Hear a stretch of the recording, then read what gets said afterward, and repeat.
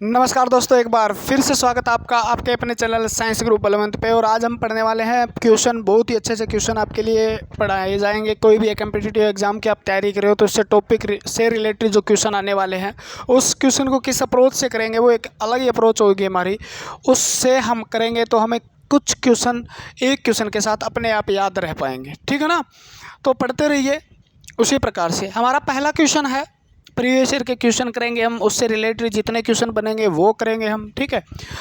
आपका पहला क्वेश्चन है, हड्डियों के अध्ययन को क्या कहा जाता है। पहला क्वेश्चन क्या है, हड्डियों के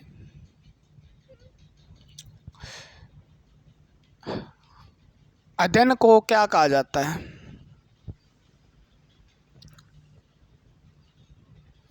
ठीक है,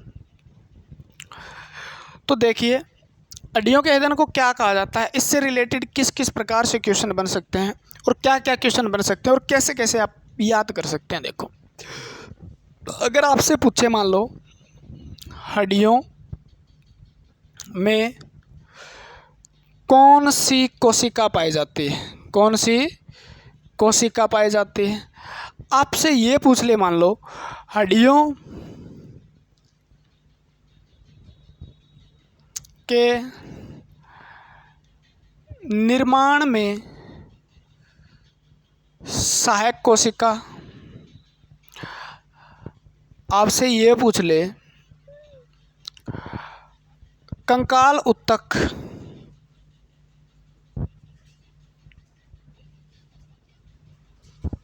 को पुनः अवशोषण करने वाली कोशिका, क्वेश्चन आया हुआ है ये, अवशोषण करने वाली कोशिका, ठीक है। विटामिन डी की कमी से कौन सा रोग हो सकता है आपको, विटामिन डी की कमी से कौन सा रोग हो सकता है बताऊंगा, रुको। हड्डियों में कौन सी कोशिका, इससे हम क्वेश्चन करेंगे। हड्डियों के अंदर कोशिका पाई जाती है ओस्टियोसाइट, ओस्टियोसाइट यानी ओस्टियो शब्द किससे रिलेटेड है, ओस्टियो शब्द किसको रिलेट करता है, ओस्टियो शब्द रिलेट करता है किसको, हड्डियों को, यानी बोन हमारी अस्थि जो होती है उनको, ठीक है। तो याद रखेंगे हम ओस्टियो शब्द, ठीक है। अध्ययन को क्या बोल देंगे फिर, ओस्टियोलॉजी बोल देंगे, ओस्टियोलॉजी, ठीक है। हड्डियों के निर्माण में सहायक जो कोशिका होती है वो कौन सी होती है, ओस्टियोब्लास्ट, याद रखेंगे आप। और हड्डियों के पुनः अवशोषण ओस्टियोक्लास्ट, ओस्टियोब्लास्ट, ओस्टियोक्लास्ट,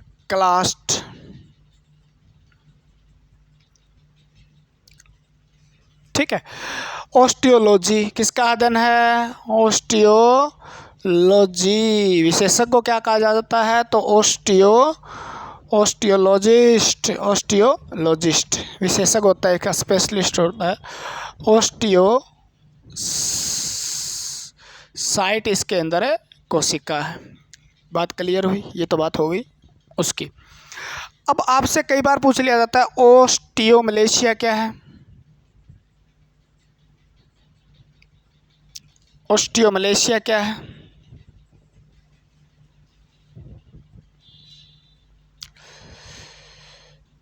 ठीक है। आपसे ये पूछ लिया जाता है रिकेटस क्या है, रिकेटस। ओस्टियोपोरोसिस क्या है,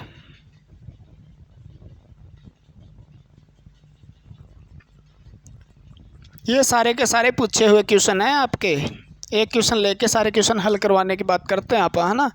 ओस्टियोमलेशिया होती है विटामिन डी की कमी से, विटामिन डी की कमी से वयस्क जो होते हैं ना आपके, अडल्ट वयस्क होते हैं, उनके अंदर होने वाली बीमारी है ओस्टियोमलेशिया, विटामिन डी की डेफिशिएंसी से। हड्डियों की बीमारी है, किसकी, हड्डियां कमज़ोर हो जाती है, मुड़ जाती है आपकी, ठीक है ना। रिकेटस भी किससे कमी है, रिकेटस भी विटामिन डी की कमी से होने वाली बीमारी है, ठीक है ना। रिकेटस भी बच्चों में होती है, ज़्यादातर ये किस में होती है, बच्चों में होने वाली बीमारी है रिकेटस, विटामिन डी की कमी से।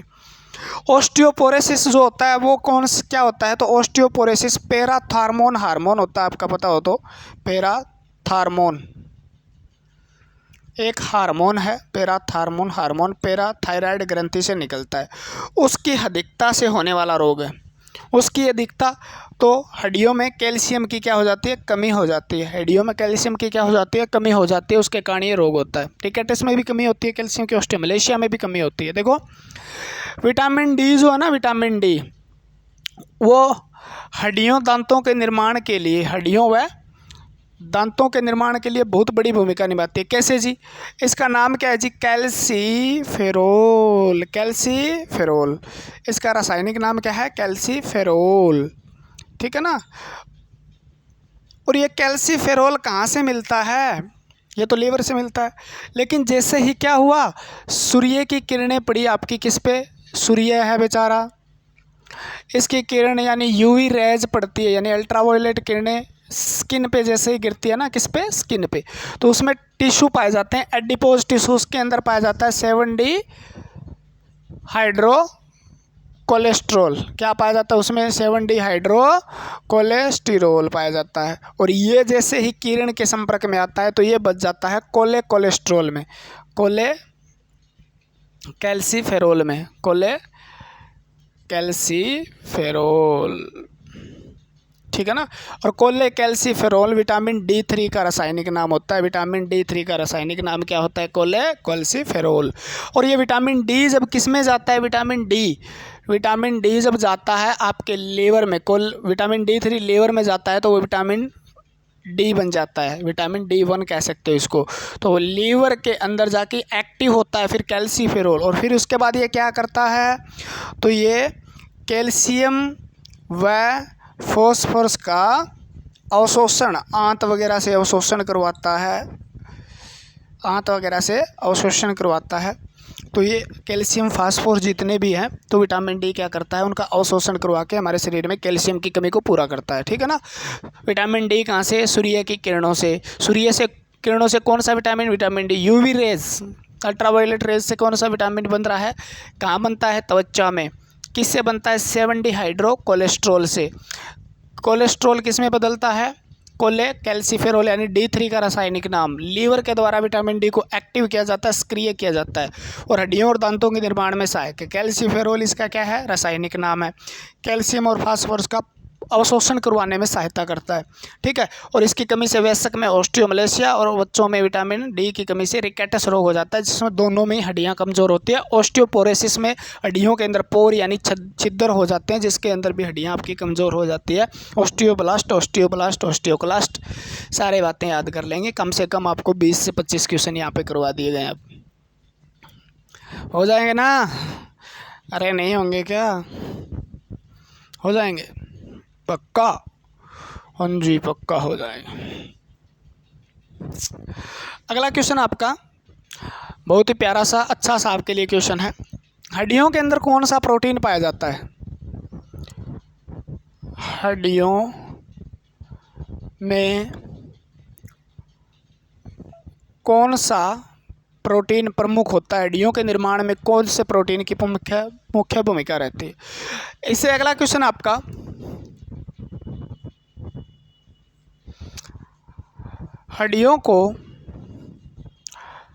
हड्डियों से जोड़ने वाला उत्तक कौन सा है। इससे अगला क्वेश्चन है, हड्डियों को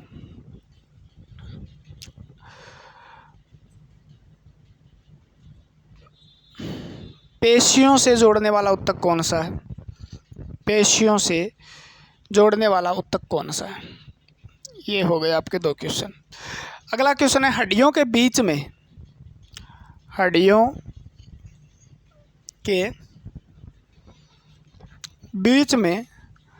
कौन सा द्रव पाया जाता है, हड्डियों के बीच में कौन सा द्रव होता है। तो हड्डियों के निर्माण करने में जो मुख्य भूमिका निभाता है उस प्रोटीन का नाम होता है ओसीन प्रोटीन। क्या है, ओस्टियोसिन प्रोटीन, ठीक है। और आपको मैं बता दूं फिर, हड्डियों के निर्माण की प्रक्रिया भी आप लिख लो, हड्डियों के निर्माण की प्रक्रिया भी आप लिख सकते हो। हड्डियों के निर्माण की प्रक्रिया ओस्टियोजिनेसिस कहलाती है। क्या कहलाती है, ओस्टियोजिनेसिस कहलाती है, ठीक है ना। तो ओसिन प्रोटीन है, फाइब्रस प्रोटीन होता है ये, जो हड्डियों के निर्माण में सबसे बड़ी भूमिका निभाता है। कौन सा प्रोटीन? ओसिन। ठीक है ना। हड्डियों को जोड़ने वाले को बोलते हैं लिगामेंट। क्या बोलते हैं? लिगामेंट। क्या बोलेंगे? लिगामेंट। नाम बड़ा है, जैसे ये हड्डी आपकी, ठीक है। बाकी अगर आप डिटेल से करना चाहते हो ना कोई चीज़, तो आप प्लेलिस्ट में चले जाइए, कमेंट के अंदर प्लेलिस्ट मिल जाएगी, वहाँ पे एक एक हड्डी के बारे में बताया गया। ये 2 हड्डी हैं और इन हड्डियों को यहाँ पे एक उत्तक के द्वारा जोड़ा जा रहा है, ठीक है। भी हड्डी एक दूसरे से अलग ना हो, आपने नाम सुना होगा लिगामेंट, तो इसको हम लिगामेंट बोलते हैं। तो आपको पता होना चाहिए भी हड्डी को जोड़ने के लिए दूसरी हड्डी से जोड़ने के लिए एक लंबे उत्तक की ज़रूरत होती है और उसका लंबाई नाम होगा लिगामेंट। अब यहाँ पे पेशियाँ, मान लो यहाँ पे पेशियाँ, यहाँ पे पेशियाँ आपकी, ये पेशी, तो यहाँ से जोड़ने के लिए ये उत्तक चाहिए, तो इस उत्तक को क्या बोल देंगे? टेंडन बोल देंगे। क्या बोल देंगे? टेंडन। तो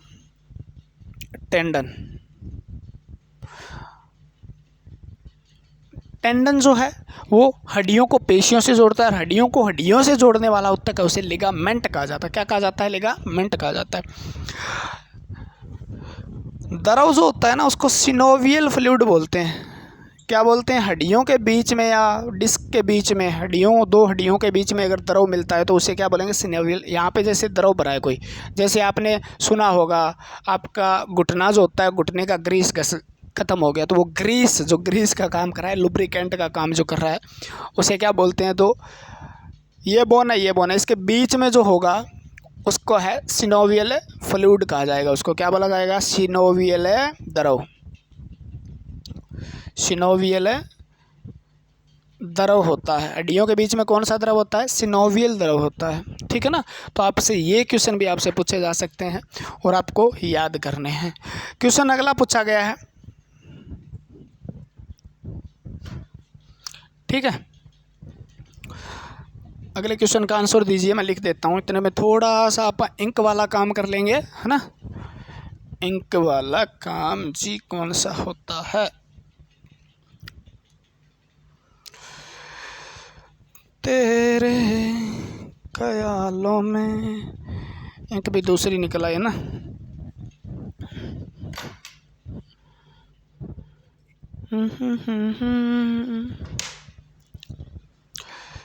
ये हो गया अपना इंक वाला काम। 2 बूंदे जिंदगी की।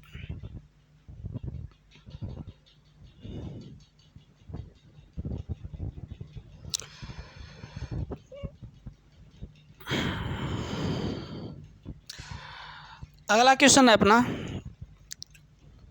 हाथ में कितनी हड्डियां पाई जाती है? कौन सा क्वेश्चन है? प्यारा सा, अच्छा सा, जिसका नाम क्या? हाथ में कितनी हड्डियां पाई जाती हैं, ठीक है। अगर आप ये चैप्टर डिटेल में चाहते हो तो कमेंट बॉक्स के अंदर जाइए, आपको प्लेलिस्ट का एक लिंक मिलेगा, या डिस्क्रिप्शन में जाओगे वहाँ पर आपको लिंक मिलेगा, वहाँ से पूरी की पूरी बायोलॉजी आप कंप्लीट कर सकते हो। ये चैप्टर मैंने पहले ही पढ़ा दिया है, आपको पता हो तो, ठीक है। और इसके अंदर एक भी क्वेश्चन नहीं जाने देता मैं। क्वेश्चन इस तरीके से करवा रहा हूँ तो थ्योरी किस तरीके से करवाऊँगा आप सोच के देख सकते हो, है ना। सोच लो, हाथ में कितनी हड्डियाँ होती हैं? हाथ में हड्डियों की संख्या।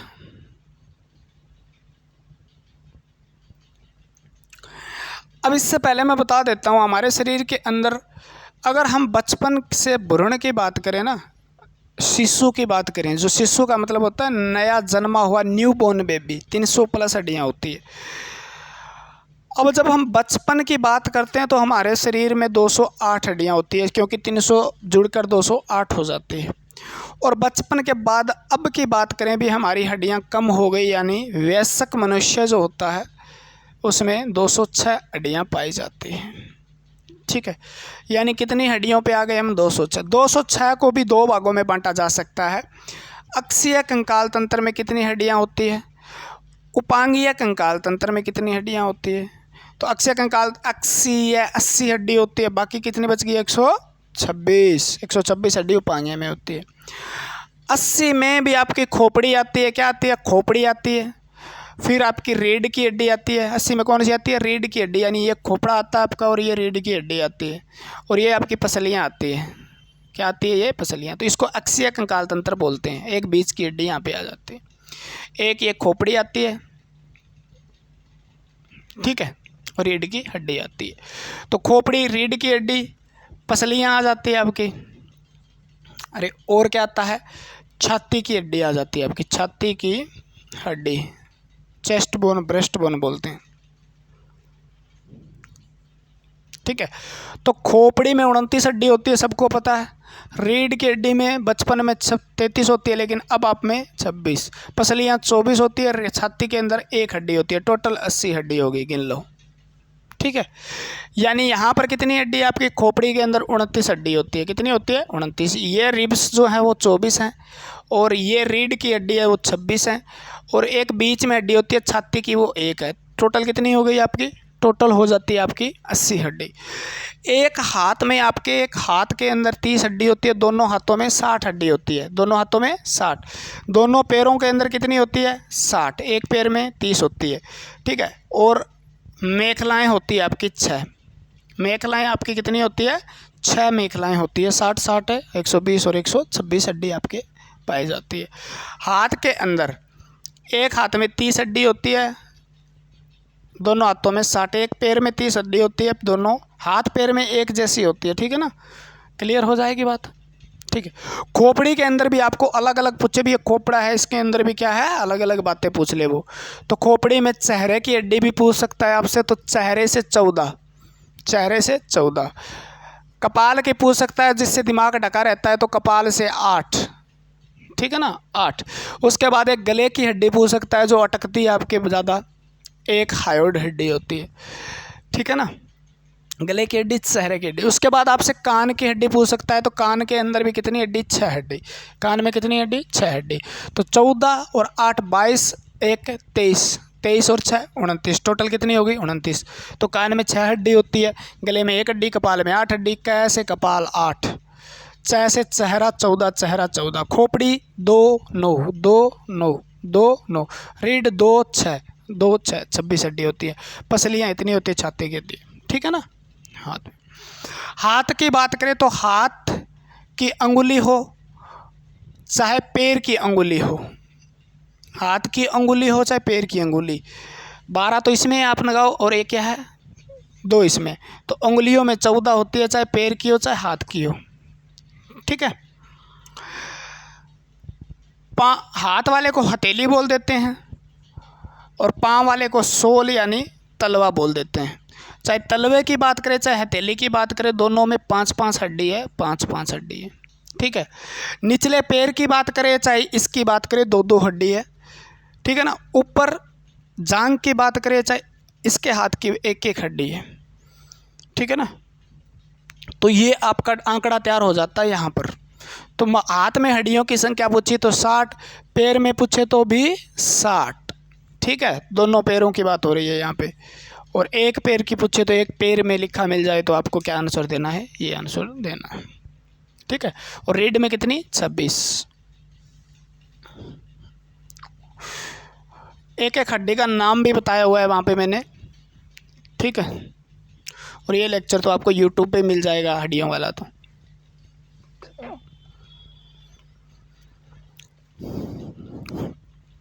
उसके बाद क्या बचता है आपका? हड्डियों से कोई ज़्यादा क्वेश्चन बचते तो नहीं है ना, क्योंकि वहाँ पे डिटेल में करवा दिया, हड्डियों की संख्या बता दी। कितने क्वेश्चन करवा दिए यार, पूरा चैप्टर ही हो गया है किस्म से, तो ना। आपको ये पूछा जा सकता है, सबसे मजबूत हड्डी कहाँ की है? तो सबसे मजबूत हड्डी जो है वो जबड़े की होती है, याद रखना, जो बोन बोलते हैं उसको, ठीक है। और कमज़ोर हड्डी जो है वो मानी गई है वोमर, वोमर यानी नाक की हड्डी है, ठीक है। सबसे लंबी हड्डी जो मानी गई है, लंबी हड्डी है वो फीमर है, यानी थाई बोन जिसको बोल देते हैं, जांग की हड्डी, जांग में पाई जाती है। ठीक है। सबसे छोटी हड्डी जो मानी गई है या सबसे लंबी या बड़ी हड्डी, एक ही बात है। छोटी हड्डी स्टेपीज मानी गई है। क्या मानी गई है? स्टेपीज, यानी स्टेपीज कान की हड्डी, कान की हड्डी। कान के अंदर 6 हड्डियाँ होती है, एक कान में 3 होती है, दोनों में 3-3, दोनों में 6 हड्डियाँ होती है। 2 कान होते हैं ना सबके, है ना। कान तो बहुत है जी। तो कान के अंदर कितनी है? जो कान में सबसे छोटी हड्डी होती है स्टेपीज। कौन सी हड्डी होती है? छोटी स्टेपीज। ठीक है। ये क्वेश्चन भी आपसे पूछे जा सकते हैं। ठीक है। एक आपसे क्वेश्चन पूछा गया है, रक्त का निर्माण हड्डी का कौन सा भाग करता है? तो रक्त का निर्माण हड्डी का कौन सा भाग करता है?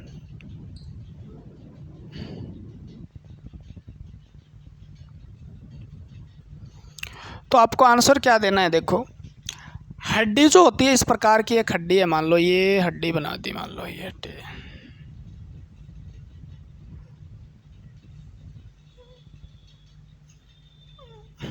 ठीक है, ये हड्डी है। हड्डी का ये भाग एपिफाइसिस भाग कहलाता है, यानी लास्ट का भाग। बड़ी हड्डियों के अंदर ये, इसमें कुछ अलग मटेरियल पाया जाता है। ठीक है।